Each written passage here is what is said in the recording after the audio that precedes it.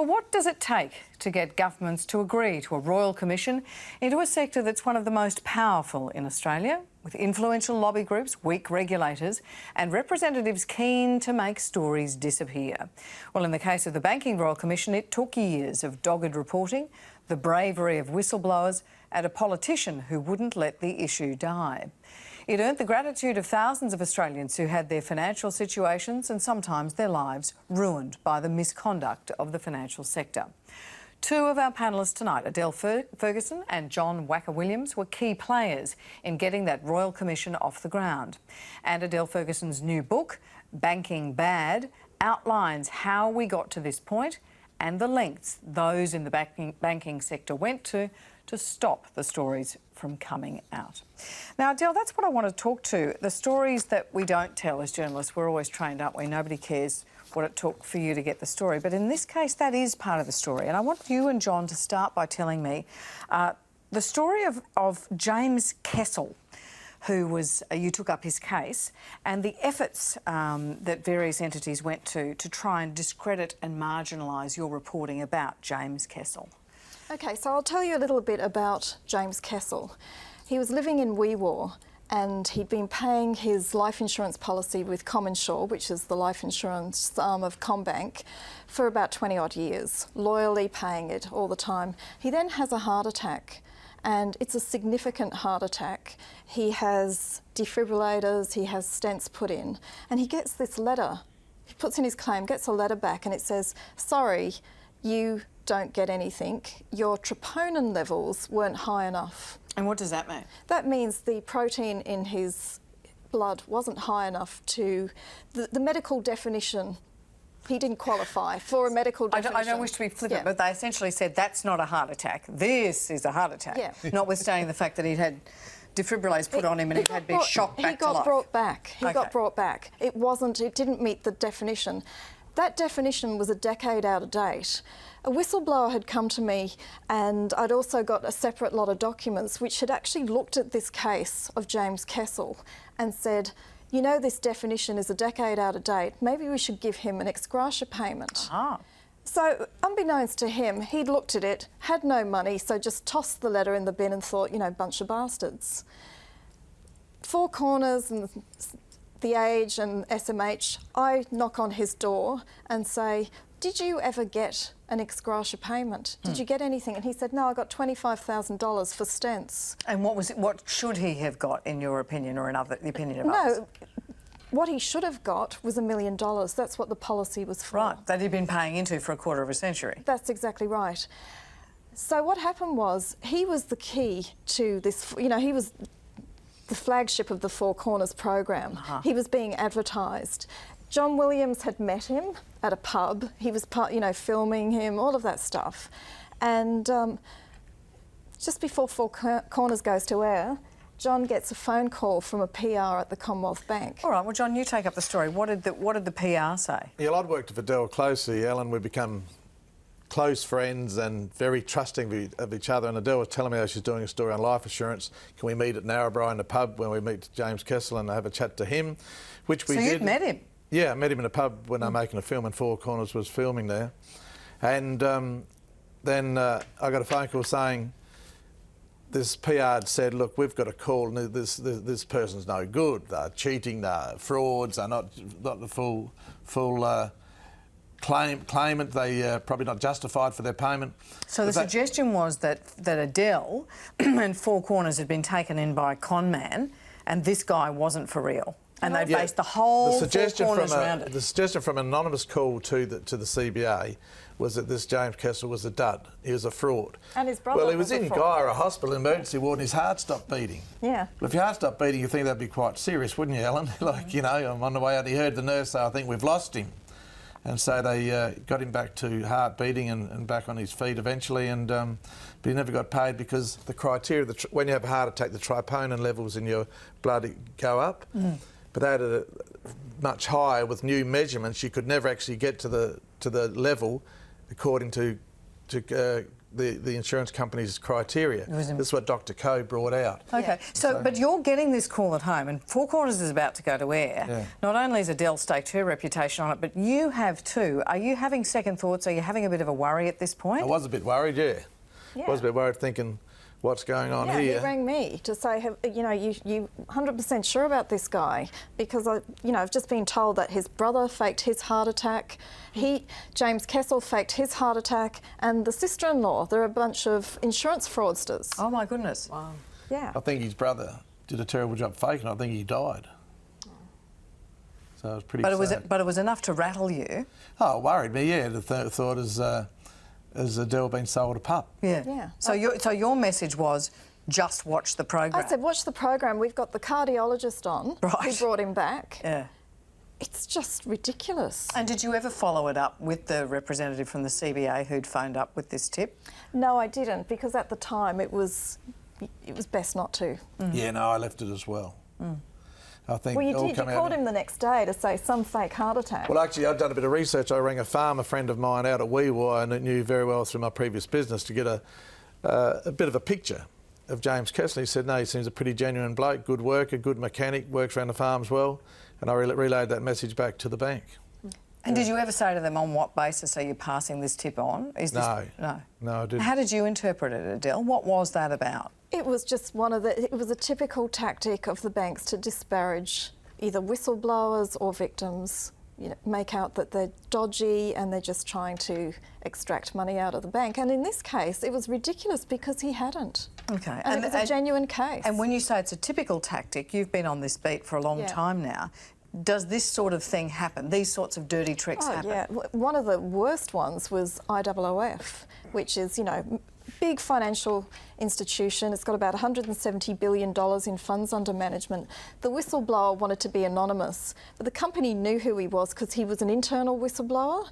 They ended up sacking him, and he came to me, and it was allegations of, mismanagement, insider trading, front-running, misrepresentation of performance figures, cheating on exams. It was a lot of bad stuff. Wrote the story. I get an email from a very high official from IOOF who says, that's not a whistleblower, you've been taken in. And so that's... He's a schizophrenic. He's a schizophrenic. Wow. He's tried to extort the whole person's He's tried to extort the company. He's threatened staff that he will kidnap their kids. Good Lord. Yeah, and it just went on and on. And was any of that true? I said, I'd like to meet you. So we went to meet him, my colleague Sarah Dankert and myself went to meet this senior official. He had a PR person with him. And I said, so explain the schizophrenia. Have you got any medical evidence? How would they know that? No, he's just a little bit not quite right. How about the extortion? Oh, well, I've heard that he tried to get money out of his previous employer when he left. So what about the blackmail? You said that you had emails. No, it was just some people who'd been talking. So in other words, you've got nothing. It was rubbish, absolute garbage. And yet the hope that with all of that you would be dissuaded from pursuing it, as though that would be enough without any kind of it's a way to distract, it. and it's a way to distract. And then I was getting anonymous calls on my phone about, this guy isn't a whistleblower, you've been taken in, he's this, he's that, he's the other. It was an absolute, it was shocking. Jamie, if you were thinking about how to stop somebody as dogged as Adele and as dogged as John, undermining the legitimacy of somebody speaking out to deny them power is a pretty interesting way to go about it. But one imagines it's an effective way to go about it. And I wonder, in the American example, if the National Rifle Association, we look at their kind of MO when it comes to public relations. In the last couple of days after the dual shootings, they've said, we will not participate in the politicising of these tragedies, which I suppose is a reference to calls for stricter gun laws. But as always, we will work in good faith to pursue real solutions that protect us all from the people who commit these horrific acts, which actually is kind of a nonsense statement if you stare at it long enough, but it's effective, isn't it? Doesn't it reframe the debate? And And it is something that they rehash and reuse over and over. How many mass shootings have there been in the United States for the last 10 years? And you even saw that displayed in President Trump's tweets. On the night of when he gave his condolences, he made a suggestion of perhaps some kind of legislative solution. And the next day at his speech, when he gave that address, he said, it's the mental illness that pulls the trigger. Right. You know, it's the person that pulls the trigger. It's and not so the how gun. is that how is he influenced? If he is, let's say, let's imagine he is. How is he influenced by the National Rifle Association? The NRA is probably the poster child for lobbying in America and how well they do it. And they do it at every level. They have 5 million activists on the ground. I wrote a story once about, hunters who are sort of the people that the NRA purports to represent when they talk about rights and sort of protecting people's ability to have weapons. You sort of look at the hunter and the person who kills his own dinner, basically. And I wrote a story saying that these people saying that the NRA does not represent us because we have single-use shotguns. If you need an AR-15 to shoot a moose, then you have no business hunting. Yeah. And so this story went out, and within minutes, the comments on the story were just bam, bam, bam, like 300 responses within minutes. Critical. And they all said exactly the same thing. So the NRA is really good at issuing talking points to their people on the ground. It's not even what they do legislatively, which they do on the state level, on the city level, on the federal level. They spend tens of millions of dollars backing candidates in the House of Representatives, in the Senate. They spent tens of millions of dollars on President Trump's campaign. And, one of the first things that happened once Trump got into power was he repealed an Obama legislation about having to sort of, when it came to background checks and mental fitness for actually, being able to buy a weapon. So you see it from the ground, and then you see it all the way up through the upper echelons of power. They are geniuses at it, and they're very, very good.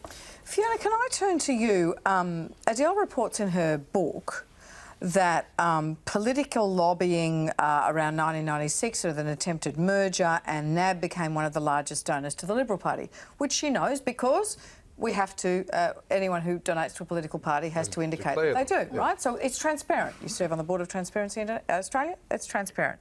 I should say I formerly sat on the Board of Transparency International, Well, let's say a bit of it rubbed off. Then we have not very sophisticated lobbying of John Wacka Williams. They're ringing him at home saying things that are, it's pretty ham-fisted, isn't it? And then kind of the silly phone calls to Adele and all the rest of it. Do you find that disturbing or laughable? Certainly not laughable, and certainly not surprising, because we have very powerful interests here who are interested in maintaining their powerful position and in some cases their conduct, which benefits them, profits them. And the work that John and Adele have done in leading to the Banking Royal Commission, the work that Jamie's doing revealing the influence of the NRA are very important.